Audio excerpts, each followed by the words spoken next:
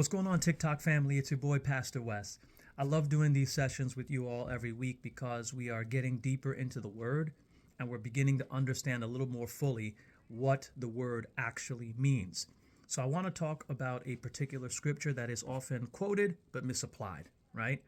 Comes in the book of Luke, chapter 6. And I'm going to read verse 38 because I think you'll probably know where I'm going with this. So Luke chapter 6, verse 38, it says, "Give, and it will be given to you. Good measure, pressed down, shaken together, and running over will be put into your bosom.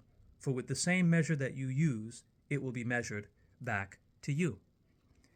Now, a lot of times, pastors will quote this scripture, and I'm telling you, it is one of those scriptures that you can get people shouting. If you just tell them, hey, give and it will be given. Good measure, pressed down, shaken together. And they get all excited. And, look, I'm not somebody that is suggesting that God does not want to bless us in our lives. I'm not suggesting that God does not want us to have life and have it more abundantly, which would also speak not just to spiritual blessing, but also material blessing. I'm not saying that God does not want that or will that for our lives. God owns everything. And so therefore, if we are his children, why wouldn't God, who owns everything, also want us to partake in everything, right? So I'm not saying that this is somehow incongruent with our faith to think that, we can actually receive blessings materially from God. But I am saying that this particular scripture, Luke chapter 6, verse 38, if you're not careful, you will think that it is speaking specifically about material blessing.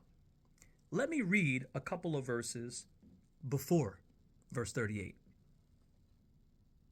Starting in verse 36, it says, "Therefore be merciful, just as your Father is also merciful. Judge not, and you shall not be judged. Condemn not, and you shall not be condemned. Forgive, and you will be forgiven. Give, and it will be given to you. Good measure, pressed down, shaken together, and running over will be put into your bosom. For with the same measure that you use, it will be measured back to you." So now when we think about what came before verse 38, about being merciful as your Father is merciful, about not judging, about forgiving, when you place verse 38 in context with the conversation, you now begin to see that Jesus was not talking about material blessings. He was talking about forgiveness and mercy.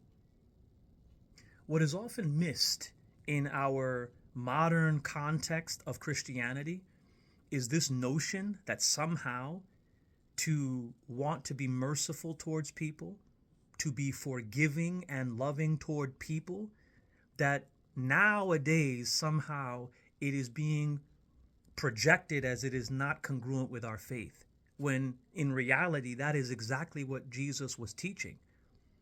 Jesus taught that we are supposed to be merciful as our Father is also merciful, that we should not judge because judgment is only for God to do, not us. Jesus taught us that forgiveness is actually paramount to our faith. If we don't forgive, then how can our Father who is in heaven forgive us? So when Jesus is speaking about those things in those particular contexts, he then follows it up by the same measure that you give is the measure that you will receive it. It makes a complete difference. It kind of throws some of us when we begin to really consider what he was talking about, what he was actually talking about when he told us, "Give, and it will be given you. Good measure, pressed down, shaken together, and running over." The more you are merciful, the more mercy you will receive. The more you refrain from judging, the less judgment you will also receive. The more that you forgive, the more it is that you will also be forgiven. And that's why he said it's pressed down, shaken together, and running over in your lap. The more that we give of those things, the more we will also receive. I'd like to think that because I tend to try to see the best in other people, or I at least try as best as I can, not to judge other people too harshly, because I also sin and fall short of the glory of God. I am not perfect. I'd like to think that that is partially the reason why people often extend grace to me when I've made a mistake, is because I am willing in a lot of instances to show grace to other people. Now, I can't say it with all certainty that I always do it. I'd be lying to you guys, and you guys are my TikTok family, so I'm not going to lie to you and say that I always do it. I don't make the mark every single time, but I try as much as possible to do it. And this is the reason why, because the more I do it, the more I'll receive. So hopefully, if you read Luke chapter 6, read verse 36 through 38 to help you understand why verse 38 is so powerful. Hope that helps. Take care.